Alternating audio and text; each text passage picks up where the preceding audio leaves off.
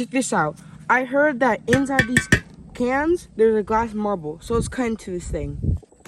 So I kind of cut into it and I heard some sizzling. So let's keep on doing it.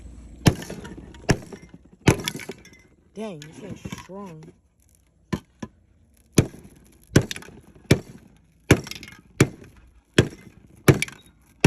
Give me a second.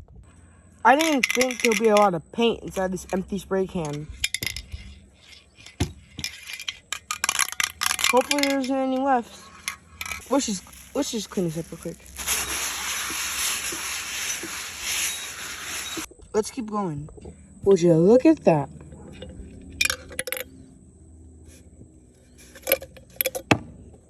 It's actually a ball.